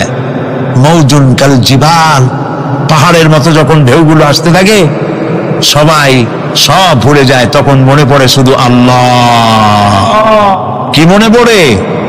আল্লাহ। আল্লাহ কত বড়, সমুদ্রের কাছে যাই দেখেন। সুবহানাল্লাহ। এই বিশাল বিশাল সমুদ্র রাজির কসম করছি। এতগুলি কসম করে আল্লাহ পাক কোরআনে কারীমের মধ্যে বলছেন, দেখো এই সব জিনিসগুলি আমি সৃষ্টি করেছি, আর এই জিনিসগুলির কসম করে বলছি সেই পরকাল অবশ্যই অনুষ্ঠিত হবে, সেই আযাব আসবে। কেউ এই পরকাল অনুষ্ঠিত হওয়া থেকে কেউ ফিরাইয়া রাখতে পারবে না। এখন তোমরা প্রশ্ন করতেছো আল্লাযী হুম ফীহি মুখতালিফুন, এই ব্যাপারে তোমরা ইখতিলাফ করতেছো, মতবিরোধ করতেছো, ঠাট্টা করতেছো, বিদ্রুপ করতেছো। কাল্লা সায়ালামুন, অবশ্যই তোমরা জানতে পারবে। সুম্মা কাল্লা সায়ালামুন, অবশ্যই তোমরা জানতে পারবে সেই পরকাল হবে, এতে কোনো সন্দেহ নাই। সুবহানাল্লাহ। সারা বছর ব্যবসা করার পর হিসাব নিকাশ করার যেমন একটা সময় আসে, সারা মাস চাকরি করার পর বেতন পাওয়ার যেমন একটা দিন আসে, সারা জীবন চাকরি করার পর পেনশন পাওয়ার যেমন একটা সময় আসে, অনুরূপ ভাবে এই দুনিয়া যেদিন শেষ হয়ে যাবে, আল্লাহ নির্ধারিত সময় শেষ হয়ে যাওয়ার পর একটা সময় আসবে যখন আল্লাহ রাব্বুল আলামিন সব শেষ করে দিবেন, লন্ডভন্ড হয়ে যাবে, কিছুই থাকবে না। কোরআনে সব আল্লাহ বলে দিয়েছেন। আল্লাহ পাক বলেন এই পৃথিবীর সব কেমন ভাবে ধ্বংস হবে তার চিত্র আল্লাহ পাক কোরআনে কারিমে তুলে ধরেছেন। ইযাস সামাউ ফাতারাত ওয়া ইযাল কাওয়াকিবু তাসারাত ওয়া ইযাল বিহারু ফুজ্জিরাত ওয়া ইযাল কুবুরু বু'সিরাত। যখন আকাশসমূহ দীর্ণ বিদীর্ণ হয়ে যাবে, তারকাগুলি বিক্ষিপ্ত হয়ে ছিটকে পড়বে, আর সমুদ্রগুলি উচ্ছ্বসিত হয়ে পড়বে, কবরগুলি সব তার ভেতরে যা আছে উদ্গীরণ করে দেবে, তারকাগুলি স্থিমিত হয়ে যাবে। এরপরে সমস্ত আকাশগুলি কাতাইয়িস সিজিল্লিল কুতুব, কিতাবের পৃষ্ঠার মতো একটার পরে একটা ঠাস ঠাস করে পড়তে থাকবে, চূর্ণ বিচূর্ণ হয়ে ভেঙে চুরে একাকার হয়ে যাবে। পাহাড়গুলিকে উড়িয়ে দেওয়া হবে, চন্দ্র এবং সূর্য একাকার হয়ে যাবে। আল্লাহ রাব্বুল আলামিন বলেন ফাইদা বারিকাল বাসার ওয়া খাসাফাল কমার ওয়া জুমিআশ শামসু ওয়াল কমার। চক্ষু যখন বিস্ফারিত হয়ে যাবে, চাঁদ যখন তার আলো হারিয়ে ফেলবে, সূর্য যখন তার আলো হারিয়ে ফেলবে, চাঁদ আর সূর্য সব একাকার হয়ে যাবে, সেই সময় অবস্থাটা কি চিন্তা করো। মানুষ হয়রান হয়ে দৌড়াদৌড়ি করবে। ওয়াহুমিলাতিল আরদু ওয়াল জিবালু ফাদুক্কাতা দাক্কাতান ওয়াহিদা। জমিন এবং পাহাড়গুলির মধ্যে আল্লাহ রাব্বুল আলামিন সংঘর্ষ বাঁধিয়ে দিবেন, পাহাড়গুলি ভেঙে চুরে টুকরা টুকরা হয়ে যাবে, পাহাড়গুলি উঁচু করে জমিনের উপরে আছাড় মেরে আল্লাহ রাব্বুল আলামিন ভেঙে চুরে চুরমার করে দিবেন। সুবহানাল্লাহ। ওয়াতাকুনুল জিবালু কালইনিল মানফুশ, পাহাড়গুলো পেঁজা কোনা তুলার মতো করে উড়িয়ে দেওয়া হবে, পাহাড় উড়ে যাবে। এই দুনিয়ায় ফাঁকিবাজি করে বহুত কিছু করা যায়, কিন্তু কিয়ামতের মাঠে এগুলি কিছুই চলবে না। আল-ইয়াওমা লা ইয়ানফাউ মালুন ওয়ালা বানুন। কিয়ামতের দিন ধন সন্তান সন্ততি আর সম্পদ কোনো কাজে লাগবে না। সেদিন শুধু আমল যদি ভালো হয় কাজে লাগবে, আমল খারাপ হবে সব শেষ হয়ে যাবে। আল্লাহ রাব্বুল আলামিন নবীজিকে ডেকে বলেছেন, নবী আপনি বলেন কুল মা কুনতু বিদআম মিনার রাসূল, আপনি বলুন আমি কোন নতুন রাসূল নই, আমার আগে অনেক নবী রাসূল পৃথিবীতে এসেছেন, তারা বিদায় হয়ে গেছেন। আমি জানি না কিয়ামতের দিন আল্লাহ রাব্বুল আলামিন আমার সাথে কি ব্যবহার করবেন, আর আমি এও জানি না যে কিয়ামতের দিন আল্লাহ পাক তোমাদের সাথে কি ব্যবহার করবেন। এই আয়াত নাযিল হওয়ার পর আল্লাহর হাবিব তার মেয়েকে ডাকলেন, জামাইকে ডাকলেন, নাতিদেরকে ডাকলেন, আহলে বাইতদেরকে ডাকলেন, আর বললেন ও আমার মেয়ে কলিজার টুকরা ফাতেমা গো শোনো, কেবলমাত্র আয়াত নাযিল হয়ে গেল, আল্লাহ পাক আমাকে শোনাচ্ছেন কিয়ামতের দিন আমি জানি না আমার সঙ্গে কি ব্যবহার করা হবে, আর এও জানি না যে তোমাদের সাথে কি ব্যবহার করা হবে। আমার কলিজার টুকরা মেয়ে ফাতেমা, কিয়ামতের দিন মুহাম্মদ সাল্লাল্লাহু আলাইহি সাল্লামের মেয়ে, এই হিসাবে তোমার নাজাতের ফয়সালা হবে না। আমার কলিজার টুকরা নাতি হাসান আর হোসেন, কিয়ামতের দিন মুহাম্মদ সাল্লাল্লাহু আলাইহি ওয়াসাল্লামের নাতি হিসাবে ফয়সালা হবে না। ও আমার জামাই হযরতে আলী, কিয়ামতের দিন আমার জামাই হিসাবে নাজাতের ফয়সালা হবে না। আমল যদি ভালো হয় ফয়সালা ভালো হবে, জান্নাতে চলে যাবে। আমল যদি খারাপ হয় কার নাতি কার জামাই দেখা হবে না। সুবহানাল্লাহ। কঠিন কিয়ামতের মাঠ। এই পরকালের বিশ্বাস যদি কলিজার মধ্যে ঢোকে মানুষ ভালো হয়ে যাবে। কম সুবহানাল্লাহ। ওই যে মক্কার জীবনে ওই সমস্ত মানুষগুলি যারা চুরি করত, ডাকাতি করত, জেনা করত, বদমাশি করত, যারা শয়তানি করত, যারা মানুষকে খুন করত, এই মানুষগুলি এত ভালো হয়ে গেল। যারা চুরি ছেড়ে দিল, ডাকাতি ছেড়ে দিল, জেনা ব্যভিচার ছেড়ে দিল, এত ভালো হয়ে গেল। পৃথিবীর মধ্যে সেরা মানুষ তারা হয়ে গেলেন। জোরে বলেন সুবহানাল্লাহ। নবীর সাহাবীরা পৃথিবীর শ্রেষ্ঠ সন্তান, নবীর সাহাবীরা পৃথিবীর সেরা মানুষ, তাদের চাইতে সেরা মানুষ নবীদের পরে আর কেউ হতে পারে না। জোরে কোন সুবহানাল্লাহ। নবীর পরে পৃথিবীতে শ্রেষ্ঠ মানুষ কারা? সাহাবায়ে কেরাম রিদওয়ানুল্লাহ তাআলা আলাইহিম আজমাইন। ওনারা তো কুফরের মধ্যে ছিলেন, শিরকের মধ্যে ছিলেন, চুরি ডাকাতি জেনা ব্যভিচার এমন কোনো পাপ নাই যা করা হয়নি। তারপরে যখন আল্লাহর নবীর কাছ থেকে তাওহীদ, রিসালাত ও আখিরাতের দাওয়াত পেলেন, কি সোনার মানুষ এক একজন হয়ে গেলেন। সুবহানাল্লাহ। যারা ছিলেন নারীর সতীত্বের জম, তারা হয়ে গেলেন নারীর সতীত্বের পাহারাদার। যারা মানুষের মাল চুরি করত, ডাকাতি করত, তারা রাতভর মানুষের মালের পাহারা দিল, মানুষের রক্তের পাহারা দিল। সুবহানাল্লাহ বিহামদি। রক্ত সম্পদের পাহারা দিল। রাসূল বললেন খায়রুল কুরুনে কারনি, সর্বশ্রেষ্ঠ যুগ তো আমার যুগ। বন্ধুগণ, এরপরে একটা জীবন আসবে ওই কিয়ামতের ময়দানে। এই পরকালের বিশ্বাসটা গুরুত্বপূর্ণ ব্যাপার। আমাদের সব কিছুর হিসাব দেওয়া লাগবে। আল্লাহ পাক বলেন ইন্নাস সামআ ওয়াল বাসারা ওয়াল ফুআদা কুল্লু উলাইকা আনহু মাসউলা। নিঃসন্দেহে মানুষের শ্রবণ শক্তি, দর্শন শক্তি এবং তার অন্তঃকরণের কল্পনা সম্পর্কে আল্লাহ রাব্বুল আলামিনের কাছে জিজ্ঞাসিত হতে হবে। কান দিয়া কি করেছিলা, চোখ দিয়া কি করেছিলা, মুখ দিয়া কি করেছিলে, হাত দিয়ে কি করেছিলে, সবকিছুর জবাব আল্লাহ রাব্বুল আলামিনের কাছে দিতে হবে। সবটার জবাব দিতে হবে, কোনো কিছু বাদ যাবে না। এমনকি মনের ভিতরে যে কল্পনা আমরা করি, এই কল্পনার হিসাবও আল্লাহর দরবারে দিতে হবে। কোরআনে কারীম বলছে ওয়া ইন তুবদু মা ফি আনফুসিকুম আও তুখফুহু ইউহাসিবকুম বিহিল্লাহ। মনের ভিতরে তুমি যেটা কল্পনা করো সেটা প্রকাশ করো, অথবা তুমি গোপন রাখো, যাই তুমি করো না কেন আল্লাহ রাব্বুল আলামিন এর হিসাবও তোমার কাছে নেবেন। ফায়াগফিরু লিমান ইয়াশা ওয়া ইউআযযিবু মান ইয়াশা ওয়াল্লাহু আলা কুল্লি শাইইন কাদির। মহান আল্লাহ পাক বলেন, করার পর তোমার মনের ভিতরে কি কল্পনা করেছিলে ওইটার হিসাব আমি নেব। হিসাব নেওয়ার পর যারে খুশি ক্ষমা করে দেব, যাকে খুশি শাস্তি প্রদান করব। সবকিছুর উপরে আল্লাহ রাব্বুল আলামিন শক্তিমান, সব তিনি করতে পারেন, সমস্ত কুদরত রয়েছে তার। সুতরাং মানুষদেরকে, আল্লাহর বান্দাদেরকে বিশ্বাস করতে হবে যে আমার কোনো কথা বাদ যাবে না, কথাগুলি রেকর্ড হচ্ছে, কথা রেকর্ড হচ্ছে।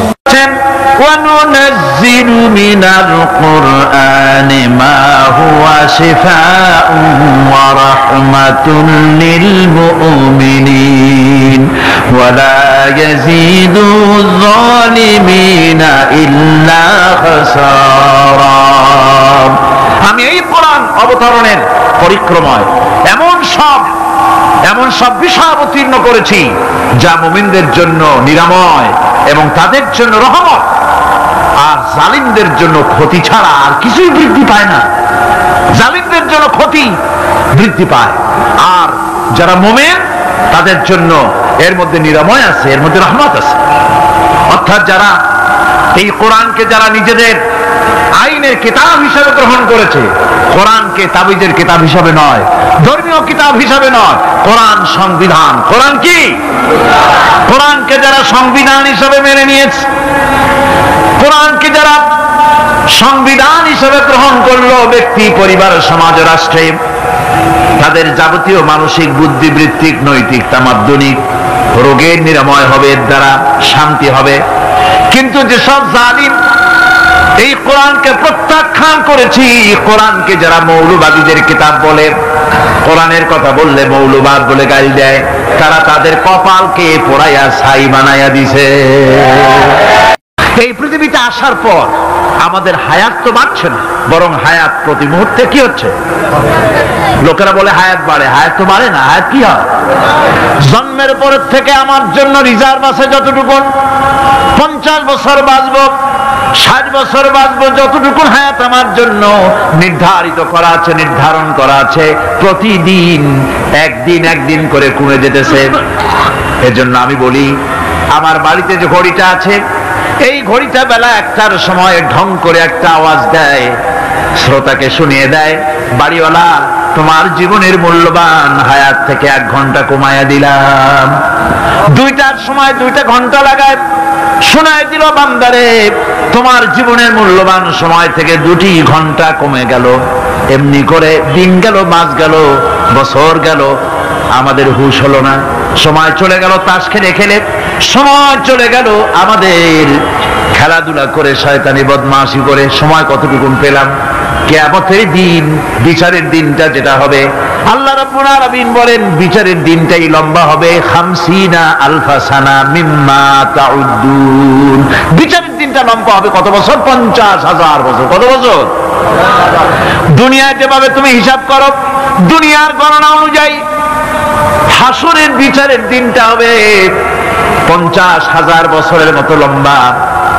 এক কিতাবে দেখেছি, তিনি লিখেছেন হিসাব করে, কিয়ামতের ওই দিনটার হিসাবে 50,000 বছর একটা দিন লম্বা। ওই হিসাবে পৃথিবীতে যারা 60 বছর বাঁচলো, সে যেন আখিরাতে 2 মিনিট দুনিয়ায় বাঁচলো। চিন্তা করেছে? মাত্র 2 মিনিট। 60 বছর যারা হায়াত পেল, 2 মিনিট বাঁচলো। এই 2 মিনিটের জন্য কত হাঙ্গামা, কত মারধর, কত সন্ত্রাস, ক্ষমতার জন্য লড়াই, ফ্যান করেঙ্গে ত্যান করেঙ্গে, লাঠিকে আমদার মুগুর ভরেঙ্গে, শক্তির ঠেলায় অস্থির। আমার বন্ধুগণ, সময় চলে যাচ্ছে, স্রোতের মতো করে কারোর জন্য সময় অপেক্ষা করতেছে না। আমাদের মৃত্যু প্রতি মুহূর্তে কাছে চলে আসতেছে। এই জন্য শায়ের বলেছেন, আগাহ আপনি মৌত সে কোই বাশার নেহি, আগাহ আপনি মৌত সে कोई बशर नहीं, सामा 100 बरस के हैं पल की खबर नहीं। মৃত্যু সম্পর্কে আমাদের কারো জানা নাই, যে কোনো মুহূর্তে মৃত্যু আমাদের কাছে এসে যেতে পারে। মৃত্যু সম্পর্কে কিছুই জানা নাই, অথচ প্রতি মুহূর্তে আমরা মৃত্যুর দিকে এগিয়ে চলছি। মাল সামান 100 বছর কি ধরে খাবো তাও জমা করে রেখেছি, কিন্তু এক মুহূর্তের খবর নাই। মাহফিলে এসেছি, বাড়ি যেতে পারবো নিশ্চয়তা নাই। আছে? বলেন আছে? আপনি বাড়ি যাও ভালো, বসেছেন, দাঁড়াতে পারবেন, এই নিশ্চয়তা আছে? নাই। সুতরাং সুরাতে সময়ের উপরে কসম করে মূলত সময়ের অপরিসীম গুরুত্ব সম্পর্কে আল্লাহ পাক মানুষকে বুঝাই দিতেছেন। সময়ের দাম দাও। আমাদের সময় চলে যায় গান শুনতে শুনতে, আশ্চর্য মলম বিক্রি করা দেখতে দেখতে, তাস পাশা খেলতে খেলতে সময় চলে যায়, কেউ খেয়াল করে না। সময় বলতে অতীত কালও হতে পারে, আবার বর্তমানও হতে পারে। আর বর্তমান কাল কোনো কালই না, বর্তমান কাল কোনো কাল নয়। প্রতি মুহূর্তে ভবিষ্যৎ এসে বর্তমান হয়, আর প্রতি মুহূর্তে বর্তমান কি হয়? অতীত হয়ে যায়। বর্তমান কাল বলে কোনো কাল নাই, প্রতি মুহূর্তে অতীত হয়ে যাচ্ছে। এই যে আমি মাহফিলে বসছিলাম প্রথম এসে, ওইটা কি এখনো বর্তমান আছে? এই যে বর্তমান কথা বলছি, এটা অতীত হয়ে যাচ্ছে। সুতরাং বর্তমান কাল নাই। আল্লাহ পাক অল আসরের সময়ের কসম করে বলছেন। যদি আমরা চিন্তা ভাবনা করি তাহলে আমরা লক্ষ্য করব আমাদের আসল মূলধন সময়। আসল মূলধন কি? জীবনের আসল মূলধন কি? সময়। যে ব্যক্তি আল্লাহর সঙ্গে বিদ্রোহ করেছে আর পরকালের জন্য পাথর জোগাড় করে নাই, দুনিয়াকে অগ্রাধিকার দিল, পরকালকে ভুলে গেল, তার জায়গা হলো জাহান্নাম। وَأَمَّا مَنْ خَافَ مَقَامَ رَبِّهِ وَنَهَى النَّفْسَ عَنِ الْهَوَى فَإِنَّ الْجَنَّةَ هِيَ الْمَأْوَى। আর যে ব্যক্তি আপন প্রভুর সামনে উপস্থিত হওয়াকে ভয় করেছে এবং আপন প্রবৃত্তিকে লালসা মুক্ত করেছে, লালসার হাত থেকে রক্ষা করেছে, আল্লাহ রাব্বুল আলামিন কিয়ামতের দিন তার জন্য রেখে দিয়েছেন জান্নাত। তার জন্য কোন জায়গা? জান্নাত। আমাদেরকে পরকাল ভিত্তিক জীবন যাপন যদি করি তাহলে কবরের জবাবগুলি খুব আসান হবে। আর যদি পরকাল ভিত্তিক জীবন যাপন না হয়, কবরটা মুসিবত হয়ে যাবে। হযরত ওসমান রাদিয়াল্লাহু তাআলা আনহু কবরের কাছে গিয়ে খুব কাঁদতেন। সাহাবায়ে কেরাম প্রশ্ন করেছেন, হুজুর, রাসূল করিম সাল্লাল্লাহু আলাইহি সাল্লাম যখন জান্নাত ও জাহান্নামের ওয়াজ করেন তখনও তো এত বেশি আপনি কাঁদেন না, যত বেশি কাঁদেন কবরের কাছে এসে, কারণ কি? হযরত ওসমান রাদিয়াল্লাহু তাআলা আনহু বলতেন, আমার সাথীরা, আমি আমার হাবিবের কাছে, আল্লাহ রাব্বুল আলামিনের রাসূলের কাছে আমি শুনেছি এই কবরটাই হলো প্রথম স্টেশন, এই কবরটাই হলো প্রথম ইমিগ্রেশন কাউন্টার। এই জায়গায় যদি কেউ ধরা পড়ে যায়, কারো যদি চার্জশিট হয়ে যায়, সব জায়গায় ধরা পড়ে যাবে, হাসরে মিজানে সিরাতে কোনো জায়গায় নাজাত পাবে না। আর এই কবরটা যদি কেউ মুক্তি পেয়ে যায়, মিজান সিরাত হাসর সব জায়গা থেকে আল্লাহ তারে ভালোভাবে পার করে দিবেন। এটা হলো আসল জায়গা, মারাত্মক জায়গা, খুব মারাত্মক জায়গা। আমি এটাকে ইমিগ্রেশন কাউন্টার বলেছি আমার ভাষায়। ইমিগ্রেশন কাউন্টার যারা বিদেশ ভ্রমণ করেছেন তারা জানেন। লন্ডন যাবেন, আমেরিকা যাবেন, সৌদি আরব যাবেন, যে কোনো বিদেশে যাবেন, গেলেই পাসপোর্ট তারা দেখবে। পাসপোর্টে আপনার ন্যাশনালিটি কোনটা সেটাই তারা জানতে চাইবে। আপনি কোন দল করেন এটা তারা জানতে চাইবে না, আপনার আইডেন্টিটি কি তারা জানতে চাইবে। তারপরে যদি স্যাটিসফ্যাক্টরি হয় আপনাকে ভিসা দিয়ে ভেতরে ঢুকবার ব্যবস্থা করে দেবে। আর যদি তারা স্যাটিসফাইড না হয় তাহলে আপনাকে মেহমানখানায় ঢুকানো হবে গ্রেফতার করে। কবর হচ্ছে এ ধরনের একটি ইমিগ্রেশন কাউন্টার। কবরের ভিতরে মানুষ যখনই রাখা হবে সঙ্গে সঙ্গে দুজন ফেরেশতা আসবে। কবরের কাছে যারা এসেছিল দাফন হয়ে যাওয়ার পর এই লোকগুলি 40 কদম যেতে যতক্ষণ লাগে এর মধ্যেই দুজন ফেরেশতা এসে যাবে, এসে জিজ্ঞেস করবে, মান রব্বুকা, তুমি কোন দল করতে? ওটা তাদের জানার দরকার নাই। ব্যবসা করতেন না চাকরি করতেন প্রয়োজন নাই।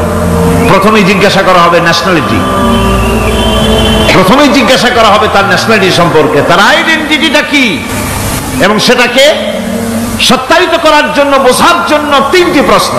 প্রথম প্রশ্ন, মান রব্বুকা ওয়া মা দীনুকা ওয়া মান নাবিয়্যুকা, তোমার রব কে, তোমার দিন কি, তোমার নবী কে। যদি এই ব্যক্তি বেঈমান হয়, মুনাফিক হয়, সে বলবে হায় হাতা লা আদরি, হায় হাতা লা আদরি, জানি না আমার রবকে, আমি জানি না। তোমার দিন কি, দিন কারে কয় বুঝি না। এরপরে আল্লাহর নবী জনাবে মুহাম্মদ রাসূলুল্লাহ সাল্লাল্লাহু আলাইহি ওয়াসাল্লামকে দেখানো হবে, বলা হবে মা কুনতা তাকুলু ফি হাদার রাজুল, এই ব্যক্তি সম্পর্কে তোমার ধারণা কি নিকে, বলবে আমি চিনি না। নাউযুবিল্লাহ। বাস, এরপরে তার যা হবার তাই শুরু হয়ে যাবে। আর যদি বান্দাটা মুমিন হয়, প্রশ্ন করা হবে মান রব্বুকা, জবাব দেবে রব্বি আল্লাহ, আমার রব আল্লাহ রাব্বুল আলামিন।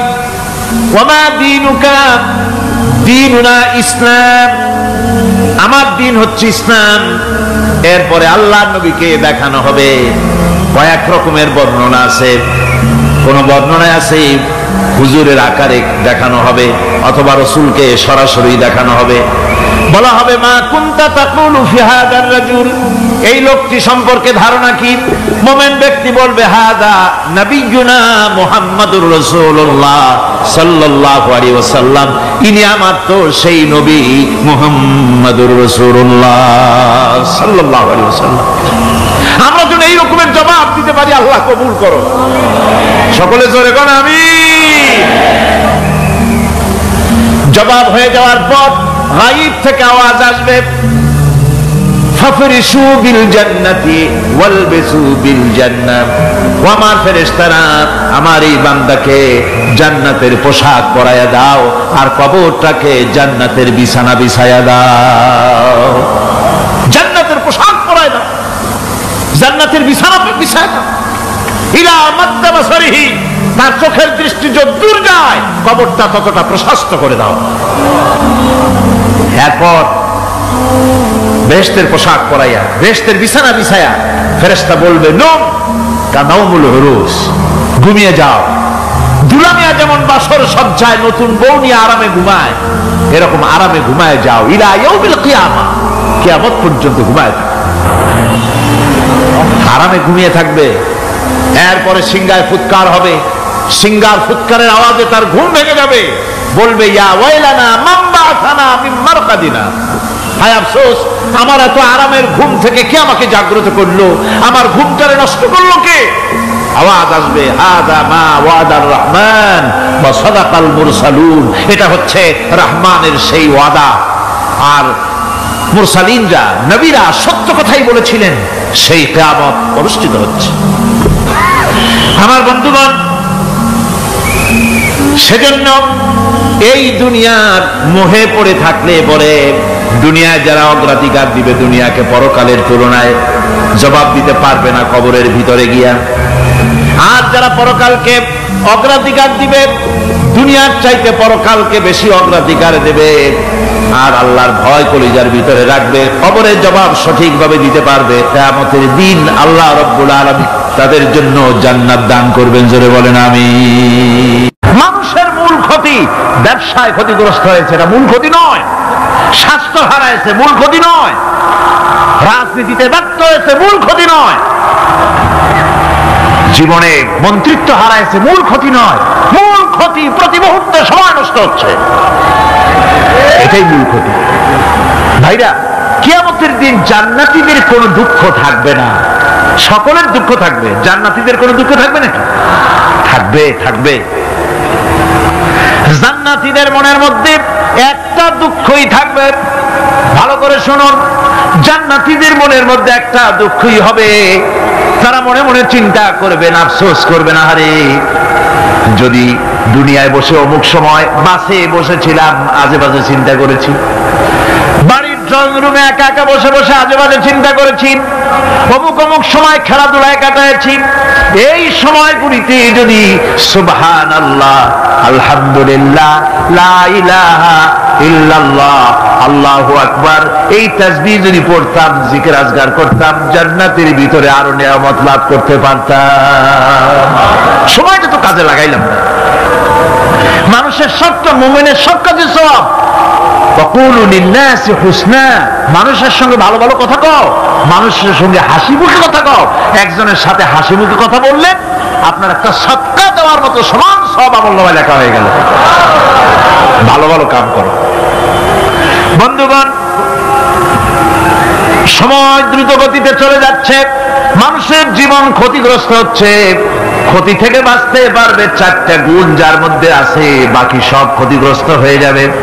আমার ভাইয়েরা, এই কথাগুলি বলে আল্লাহ পাক যেন এরকম একটা দৃষ্টান্ত দিলেন। আপনি যদি পরীক্ষার হলে গিয়া দেখেন ছাত্ররা পরীক্ষা দিতেছে, পরীক্ষার জন্য নির্ধারিত সময় কতটুকুন? 3 ঘন্টা। 3 ঘন্টা, 3 ঘন্টা। আপনি গিয়ে দেখলেন কোন একজন পরীক্ষার্থী পরীক্ষা দিতে গিয়ে আর একদিকে তাকায় আছে, আকাশের তারা গুনতেছে, অথবা সে গল্প করতেছে, অথবা পরীক্ষা বাদ দিয়ে আজে বাজে কিছু লিখতেছে। আপনি যেমন তাকে, ওই ছেলেটাকে আনবো না, গাফেল ছেলেটাকে ঘড়ির দিকে তাকায় বলেন, এই ছেলে ওই ঘড়ির দিকে তাকাও, দেখো তোমার সময় কিন্তু চলে যেতেছে, মাত্র 1 ঘন্টা আর তুমি সময় নষ্ট করতেছো। আল্লাহ যেন স্নেহ পরবশে তামাম পৃথিবীর গোলামদেরকে, বান্দাদেরকে আঙ্গুল নির্দেশনা দিয়ে বলছেন, বান্দারা প্রতি মুহূর্তে তোর জীবনের মূল্যবান সময় চলে যেতেছে, প্রতি মুহূর্তে সময় যাচ্ছে। আল ইনসান, ইনসান বলতে শুধু মুসলমান না, ইনসান বলতে কি মুসলমান শুধু না, আল ইনসান মানব মণ্ডলী, বিশ্বের সমস্ত মানুষকে আল্লাহ বলছেন, হিন্দু, খ্রিস্টান, বৌদ্ধ, নাসারা, ইহুদি, মজুসি, মুসলমান, বিশ্বের সব মানুষকে আল্লাহ বলছেন। যেহেতু আল্লাহ স্রষ্টা, মানুষের ব্যাপারে সার্বিক কল্যাণময় কথা কে বলতে পারেন? কে বলতে পারেন? সে আল্লাহ রাব্বুল আলামিন বলছেন, সময় চলে যাচ্ছে ও পৃথিবীর মানুষেরা। এই মানুষ বলতে আল্লাহ রাব্বুল আলামিন কোন ব্যক্তি, কোন গোষ্ঠী, কোন জাতিকে বলেন নাই, বলেছেন সমগ্র মানবতাকে। এর অর্থ হচ্ছে সূরাটিতে উল্লেখ্য 4টি গুণ যদি আমল করতে পারে লোকেরা, যেই ব্যক্তি করবে, যেই সমাজ করবে, যেই রাষ্ট্র করবে, যেই গোষ্ঠী করবে, যেই জাতি করবে, তারাই ক্ষতি থেকে বেঁচে যাবে। আর যারা করবে না তারা ক্ষতিগ্রস্ত হবে। কি হবে বলুন? এখন আল্লাহ পাকের কথা শুনুন। আল্লাহ পাক বলছেন, ওয়াল আসরি ইন্নাল ইনসানা লাফি খুসর। খুসরিন, এই যে খুসর, খাসারা, এই শব্দটা হচ্ছে আবিধানিক অর্থে ক্ষতি হচ্ছে লাভের বিপরীত। লাভের বিপরীত কি? ক্ষতি। নাফা, এই নাফার বিপরীত কি? নোকসান। খাসারাটা কি? নোকসান বলা হয় পুঁজি 50,000 খাটাইছিলাম, লাভ করতে পারি নাই, পুঁজি ঠিক আছে, এটাকে বলা হয় নোকসান। এটাকে কি বলা হয়? নোকসান। কিন্তু আমি পুঁজি খাটিয়েছিলাম 50,000 টাকা, লাভ তো হয়ই নাই, পুঁজিও চলে গেছে, আমও গেছে, সালাও গেছে, আমও নাই, সালাও নাই। এইটারে আরবিতে কি বলা হয়? খাসারা, দেউলিয়া। দেউলিয়া হয়ে গেছে। দেউলিয়াটা বোঝেন ভালো আপনারা, দেউলিয়া হয়ে গেছে। কোরআন লাভ বা সাফল্যের ধারণা যেমন নিছক পার্থিব নয়, সমৃদ্ধির কথা শুধু পার্থিব নয়, জন্ম থেকে শুরু করে মৃত্যু পর্যন্ত। কোরআনের লাভের কথা যখন বলা হয় তখন জন্ম থেকে মৃত্যু পর্যন্ত, আখিরাত পর্যন্ত, কিয়ামত পর্যন্ত। ক্ষতিটাও জন্ম থেকে শুরু করে মৃত্যু পর্যন্ত, কিয়ামত পর্যন্ত ক্ষতিটাও। এই ক্ষতি থেকে বাঁচাবার জন্য কোরআনে কারিমে বিভিন্ন জায়গায় এই খাসারা শব্দ ব্যবহার করা হয়েছে। আল্লাহ রাব্বুল আলামিন বলছেন, ওয়ামান খাফফাত মাওয়াজিনুহু ফাউলাইকাল্লাযীনা খাসিরু আনফুসাহুম বিমা কানু বিআয়াতিনা ইয়াযলিমুন। যাদের পাল্লা ভারী হবে কিয়ামতে তারাই হবে সফলকাম, আর যাদের পাল্লা হালকা হবে, নেকির পাল্লা যাদের হালকা হবে তারা হবে ক্ষতিগ্রস্ত। তারা নিজেদের ক্ষতি নিজেরাই ক্ষতি সাধনকারী হবে কিয়ামতের দিন। কাজে মানুষের জীবনের সমুদয় কার্যাবলীর ভালো অংশ যদি খারাপ অংশের উপরে বিজয়ী হয়, তারপরে খারাপ অংশ পাওনাদারদের দিয়ে টিয়া, এরপরে যদি নেকি কিছু বাকি থাকে, তাহলে বোঝা গেল লোকটা কিয়ামতে নাজাত পাবে। আর যদি ভালো কাজের উপরে খারাপ কাজ বিজয়ী হয়ে যায় আর সমস্ত পাওনাদারদেরকে পাওনা মিটাইয়া তারপরও পাপ বাকি থেকে যায়, এক চাইতে খাসারা পৃথিবীতে, আকাশে, জমিনে কিছুই আর হবে না। এর থেকে বাঁচার জন্য আল্লাহ পাক, এই খাসারা থেকে বাঁচার জন্যই মানুষকে এই কথা বলছেন। এই কথাটি কোরআনে কারিমের অন্য একটি আয়াতে আরো সুন্দর করে বলা হয়েছে, যারা নাকি এই দুনিয়ার বুকে যারা নিজেদের পুঁজি খাটাইছে, জীবনের পুঁজি সুদ কামাইতে খাটালো, জীবনের পুঁজি খাটালো হারাম কামাইয়ের ভিতরে, অন্যায় কাজের ভিতরে, যারা জীবনের পুঁজিকে আল্লাহর দ্বীনের কাজে লাগাতে পারে নাই, তাদের সম্পর্কে বলা হচ্ছে খাসিরাদ দুনিয়া ওয়াল আখিরাতা যালিকা হুয়াল খুসরানুল মুবিন। খাসিরাদ দুনিয়া ওয়াল আখিরাত, দুনিয়াও ক্ষতিগ্রস্ত, আখিরাতেও ক্ষতিগ্রস্ত। এটা হচ্ছে তার জন্য সুস্পষ্ট ক্ষতি, এর থেকে বড় ক্ষতি আর কিছুই হতে পারে না।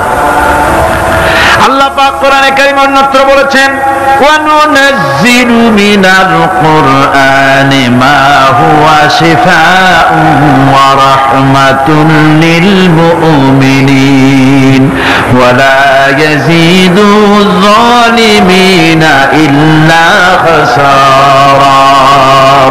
আমি এই কোরআন অবতরণের পরিক্রমায় এমন সব বিষয় অবতীর্ণ করেছি যা মুমিনদের জন্য নিরাময় এবং তাদের জন্য রহমত, আর জালিমদের জন্য ক্ষতি ছাড়া আর কিছুই বৃদ্ধি পায় না। জালিমদের জন্য ক্ষতি বৃদ্ধি পায়, আর যারা মুমিন তাদের জন্য এর মধ্যে নিরাময় আছে, এর মধ্যে রহমত আছে। অর্থাৎ যারা এই কোরআনকে যারা নিজেদের আইনের কিতাব হিসাবে গ্রহণ করেছে, কোরআনকে তাবিজের কিতাব হিসাবে নয়, ধর্মীয় কিতাব হিসাবে নয়, কোরআন সংবিধান। কোরআন কি? কোরআনকে যারা সংবিধান হিসাবে মেনে নিয়েছে, কোরআনকে যারা সংবিধান হিসাবে গ্রহণ করলো ব্যক্তি, পরিবার, সমাজ, রাষ্ট্রে, তাদের যাবতীয় মানসিক, বুদ্ধিবৃত্তিক, নৈতিক, তামাদ্দুনিক রোগের নিরাময় হবে, এর দ্বারা শান্তি হবে। কিন্তু যেসব জালিম এই কোরআনকে প্রত্যাখ্যান করেছি, কোরআনকে যারা মৌলবাদীদের কিতাব বলে, কোরআনের কথা বললে মৌলবাদ বলে গালি দেয়, তারা তাদের কপালকে পোড়াইয়া ছাই বানাইয়া দিছে, তাদের কপাল ভস্মীভূত করে দিয়েছে। وَيَعْلَمُ خَائِنَةَ الْأَعْيُنِ وَمَا تُخْفِي الصُّدُورُ। তোমার অন্তঃকরণ কি জিনিস গোপন করে, আর তোমার চক্ষু কি লুকোচুরি খেলে, আমি টের পাই। সুবহানাল্লাহ বিহামদি। চশমার ফাঁক দিয়া কি দেখো, কারে দেখো, কি নজরে দেখো, সানগ্লাস পরিয়া, কেউ ঠিক পায় না, আমি ঠিক পাই। সুবহানাল্লাহ, জোরে কোন সুবহানাল্লাহ। সুতরাং চোখের নজরের হিসাব হবে, হাতের কাজের হিসাব হবে, পায়ের চলার হিসাব হবে, আপনার বলার হিসাব হবে, মুখে যা বলেছেন, যা করেছেন, হাত পাও দিয়ে যা করেছেন, সবকিছুর হিসাব হবে কিয়ামতের দিন। আল্লাহর দরবারে সবকিছু উপস্থিত হবে, কোনো জিনিস বাদ পড়বে না। ফামান ইয়ামাল মিসকালা যাররাতিন খায়রান ইয়ারা ওয়া মান ইয়ামাল মিসকালা যাররাতিন শাররান ইয়ারা। ছোট্ট একটা ভালো কাজ যদি করো, তাও হাজির করা হবে সামান্যতম ভালো কাজও তোমার বাদ পড়বে না, আর ক্ষুদ্রতম কোনো খারাপ কাজ করলে তাও উপস্থিত করা হবে, সব তোমার সামনে, কোনো জিনিস বাদ পড়বে না, সব দেখতে পাবে কিয়ামতের দিন। ভালো কাজটাও আর খারাপ কাজটাও আল্লাহর কাছে সেদিন আল্লাহ পাক মানুষের সামনে উপস্থিত করে দিবেন। আল্লাহ পাক বলছেন, সেদিন এই জমিন, তার ভিতরে যা লুক্কায়িত ছিল, জমিন সব বের করে দেবে। কান্নাহুম জারাদুম মুনতাশির। টিড্ডি, ফড়িংগুলি, পোকাগুলি মাটির থেকে যেমন বেরোয়, এ মাটির ভিতরে যা আছে কিয়ামতের দিন সব মাটি বের করে দেবে। ইযা যুলজিলাতিল আরদু জিলজালাহা ওয়া আখরাজাতিল আরদু আসকালাহা ওয়া ক্বালাল ইনসানু মা লাহা। এই জমিনকে ঝাঁকি মারা হবে প্রবল এক ঝাঁকুনি, প্রবল এক ঝাঁকুনিতে এই পৃথিবীর মধ্যে যা কিছু আছে সব বেরিয়ে যাবে। সুবহানাল্লাহ কইতে ইচ্ছা করে না মিয়ারা? এক ঝাঁকুনিতে পৃথিবী সব বের করে দেবে। মানুষ হয়রান হয়ে বলবে, কি হয়েছে, এ মাটির হলোটা কি? আমার বন্ধুগণ, মানুষ হয়রান হয়ে গিয়ে বলবে, মাটির কি হলো? আল্লাহ রাব্বুল আলামিন বলেন, ইয়াউমাইযিন তুহাদ্দিসু আখবারাহা বিআন্না রাব্বাকা আওহা লাহা। জমিনের উপরে যা ঘটেছে জমিন তা সব বের করে দেবে, সব প্রকাশ করে দেবে। আর এটা এই জন্য হবে যেহেতু তার রবের হুকুম হয়েছে, তার রব হুকুম করেছে, বের করবে। জমিনের ভিতরে আছে যা সব বেরিয়ে যাবে, আকাশ ভেঙে পড়বে, পাহাড় উড়ে যাবে, জমিনের ভিতরে যা আছে সব উপরে চলে আসবে। পৃথিবীতে সব শেষ, কিচ্ছু নাই, আকাশ নাই, পাহাড় নাই, সমুদ্র নাই, সব একাকার। চন্দ্র নাই, সূর্য নাই, তারকা নাই, গ্যালাক্সি নাই, মহাশূন্য নাই, সব শেষ। আল্লাহ রাব্বুল আলামিন সমস্ত ফেরেশতাদেরকে শেষ করে দিবেন, সকলের মওত হয়ে যাবে, কেউ আর থাকবে না। এমনকি হযরতে আজরাইল মালাকুল মউত তিনিও থাকবেন না। সব আল্লাহ রাব্বুল আলামিন মৃত্যু করে দিবেন। এরপরে আল্লাহ রাব্বুল আলামিন একা তিনি বলবেন, ইয়া দুনিয়া, ইয়া দুনিয়া আইনা আনহারুকি, এ পৃথিবী তোর সেই সমুদ্রগুলো কোথায়, নদীগুলি কোথায়? ইয়া দুনিয়া আইনা আশজারুকি, হে দুনিয়া তোমার গাছগুলি কোথায়? এত বন বনানি, এত গাছ ছিল। ইয়া দুনিয়া আইনা জিবালুকি, হে পৃথিবী তোর জমিনে যত পাহাড় ছিল, পাহাড়গুলি কই? যত স্বৈরাচার ছিল জমিনের উপরে, যারা স্বৈরাচারী মনোবৃত্তি নিয়ে মানুষ ধ্বংস করেছে, দেশ ধ্বংস করেছে, মায়ের বুক খালি করেছে, ওই স্বৈরাচারগুলি কই? কোনো জবাব নাই। আল্লাহ পাক এর পরে বলবেন, লিমানিল মুলকুল ইয়াউম, কার রাজত্ব? আজকে রাজত্বটা কার? আল্লাহ তিনবার আওয়াজ দিবেন, আজকে রাজত্ব কার? আল্লাহ পাক যখন তিনবার করে ডাক দিবেন, কোনো জবাব নাই, কোনো জবাব নাই। কে জবাব দেবে? আল্লাহ রাব্বুল আলামিনের সামনে কার ক্ষমতা আছে কথা বলার? কেউ তো নাই, সব শেষ। আল্লাহ পাক বলবেন, লিল্লাহিল ওয়াহিদুল কাহ্হার, একমাত্র পরাক্রমশালী আল্লাহ রাব্বুল আলামিনের রাজত্ব আছে। সেই হাসরের মাঠে আমাদের সকলকে উপস্থিত হয়ে যেতে হবে। কেউ আমরা এখান থেকে বাঁচতে পারবো না, সবাইকে উঠতে হবে। অপরাধীরা সেখানে অসহায় হয়ে যাবে, অপরাধীরা অসহায় হয়ে যাবে। আল্লাহ পাক বলেন, فَإِذَا جَاءَتِ الصَّاخَّةُ يَوْمَ يَفِرُّ الْمَرْءُ مِنْ أَخِيهِ وَأُمِّهِ وَأَبِيهِ وَصَاحِبَتِهِ وَبَنِيهِ, অবশেষে যখন কান ফাটানো আওয়াজ আসবে, এই আওয়াজ সেদিন মানুষ নিজের মা, বাপ, ভাই, বোন সব থেকে বিচ্ছিন্ন হয়ে যাবে। সব একের থেকে আরেকজন পালায় যাবে, হারায় যাবে, কেউ কাউকে আর খুঁজে পাবে না। সেদিন ওই কিয়ামতের মাঠে বিভীষিকাময় দৃশ্য, মানুষ হয়রান হয়ে যাবে। মাথার এক হাত অথবা অর্ধ মাইল অথবা এক বিগত এতটুকুন উপরে ওই প্রকাণ্ড সূর্যটার তাপ আসবে, গুনাহগারের মাথার চান্দি ফেটে গিয়া মগজগুলি গলে গলে নাক কান দিয়ে বের পড়তে লাগবে। জিহ্বাটা কুকুরের মতো ঝুলে নাভিস্থল পর্যন্ত পড়ে যাবে। মাটিটা সূর্যের উত্তাপে তামার মতো গরম হয়ে যাবে। সারা হাসর জুড়ে আওয়াজ হবে, পানি পানি পানি। মানুষেরা হয়রান হয়ে যাবে। সেই হাসরের ময়দানে এই চরম কষ্টের ভিতরে আল্লাহ রাব্বুল আলামিন বলেন, সেদিন দুটো ভাগ হয়ে যাবে। একদল মানুষের চেহারা আলোয় ঝলমল হয়ে যাবে, আর একদল মানুষের চেহারাগুলি কালো হয়ে যাবে। উজুহু ইয়াউমাইযিন মুসফিরাতুন দাহিকাতুন মুস্তাবশিরা ওয়া উজুহু ইয়াউমাইযিন আলাইহা গাবারা। আল্লাহ পাক বলেন, এক শ্রেণীর মানুষের চেহারা হাস্যোজ্জ্বল ঝলমলে হয়ে যাবে, আর এক শ্রেণীর মানুষের চেহারাগুলি কালো হয়ে যাবে। তারহাকুহা কাতারা উলাইকা হুমুল কাফারাতুল ফাজারা। হাস্যোজ্জ্বল, স্বচ্ছন্দপূর্ণ, সুন্দর, উজ্জ্বল ঝলমলে চেহারা হবে ঈমান আনার কারণে, পরকালকে বিশ্বাস করার কারণে, আল্লাহ এবং রাসূলের কথা অনুযায়ী জীবন যাপনের কারণে চেহারাটা উজ্জ্বল হয়ে যাবে। আর আল্লাহর নাফরমানি, রাসূলের নাফরমানি, পরকালকে অস্বীকার করার কারণে কাফেরগুলির চেহারা, মুনাফিকগুলির চেহারা কালো হয়ে যাবে।